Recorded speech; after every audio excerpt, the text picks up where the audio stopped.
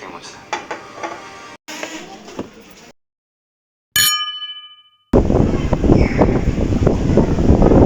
ঠান্ডা ওয়েদারে কান্না বাদাম খেতে ভালো লাগে। আমার এরকম ঠান্ডা ওয়েদার।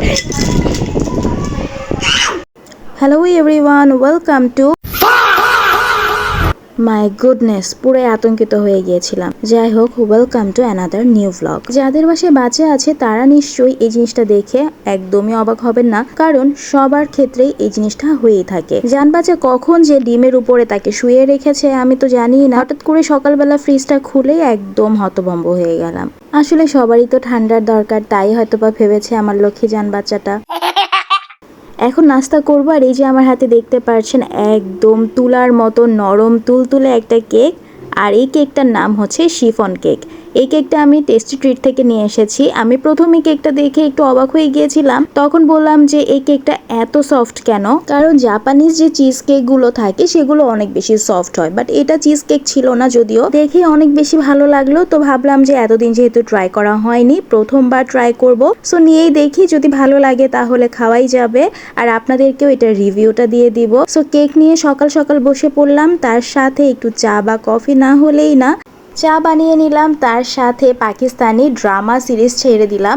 আর পাকিস্তানি সিরিজগুলো দেখতে এত বেশি ভালো লাগে, আর ওদেরকে দেখলেই না অন্যরকম একটা শান্তি লাগে। সবাই এত বেশি সুন্দর মাশাআল্লাহ, আর ওদের ড্রেস আপ গেট আপ সবকিছু অনেক বেশি ভালো লাগে। আলহামদুলিল্লাহ, সকালটা তো অনেক সুন্দরভাবে শুরু হলো। নাস্তা করে জান বাচ্চাকে রেডি করিয়ে তারপর জান বাচ্চাকে স্কুলে দিয়ে একটু বাইরে বের হলাম। আর এই যে এখানে আনারস মাখা আম, তো আনারস মাখা নিয়ে নিলাম। আমার ফ্রেন্ড আর আমি মিলে আনারস মাখা খেলাম। আর আমাদের মেয়েদের তো বরাবরই এইসব টাইপের জিনিস অনেক বেশি পছন্দ, যদিও এখন ফুচকা খেতে অনেক বেশি ভয় লাগে, আর সেটা কেন সেটা সবাই জানে। আর তাছাড়া আমরা আবার একটু ভাবলাম যে যেহেতু তখন একটু গরম লাগছিল, একটু জিরা পানি খাই, তাই বসে পড়লাম। এদিক দিয়ে আরেকটা ফ্রেন্ড আবার সিঙ্গারা নিয়ে আসলো, নাগা সিঙ্গারা। এই সিঙ্গারাটাও মজা ছিল।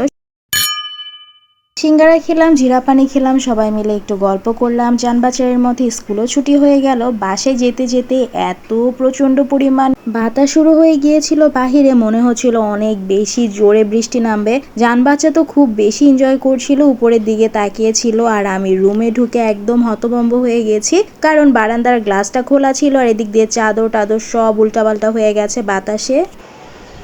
পাতা ছিঁড়েছো কেন পচা বেবি? আমি পাতা ছিঁড়েছি আমাদের গাছের আমাদের গাছের পাতাগুলো দেখেন কত বড় হয়ে গেছে। এখন এগুলো যদি আমি না ছিঁড়ি গাছের জঙ্গল হয়ে যাবে না। হ্যাঁ, তোমাকে কি ছিঁড়তে বলছে? হ্যাঁ, ছিঁড়তে বলতে বলতে জানতে বউ জানতে বউ ছিঁড়ে না, অনেক কষ্ট হচ্ছে। এদিক দিয়ে তো প্রচন্ড পরিমাণের বাতাস শুরু হয়ে গেছে, আর বাতাসটা খুব বেশি ভালো লাগছিল।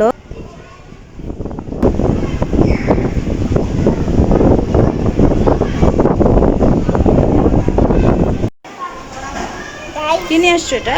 বাদাম আর বিকাবো। বাদাম খাবে এখন? হ্যাঁ, ঠান্ডা ঠান্ডা ওয়েদারে কান্না বাদাম খেতে ভালো লাগে। তোমার এরকম ঠান্ডা ওয়েদার।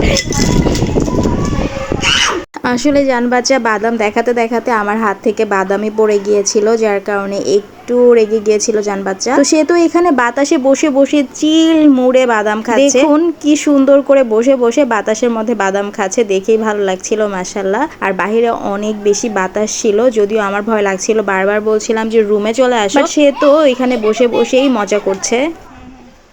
বাবা অনেক বাতাস, বাবা আসো আসো বাদাম পুরো। বাহিরে তো প্রচুর বৃষ্টি শুরু হয়ে গিয়েছিল। আর এই যে আমার লাঞ্চ প্লেটার, এখানে আছে ভাত, তার সাথে ডিমের ঝুড়ি, মাছের ডিমের ঝুড়ি, তার সাথে আছে চিচিঙ্গা ভাজি ডিম দিয়ে, শুটকির তরকারি, আর আছে ভেন্ডি ভাজি।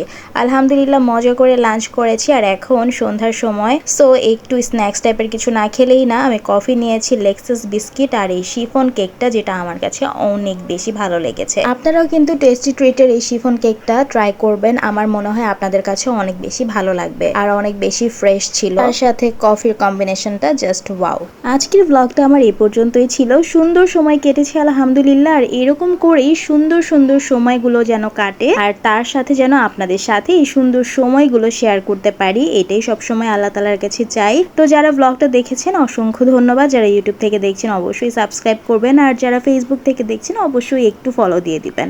আপনাদের সবার কাছ থেকে বিদায় নিয়ে নিচ্ছি, দেখা হবে অন্য একটি ব্লগে ইনশাআল্লাহ। আল্লাহ হাফেজ।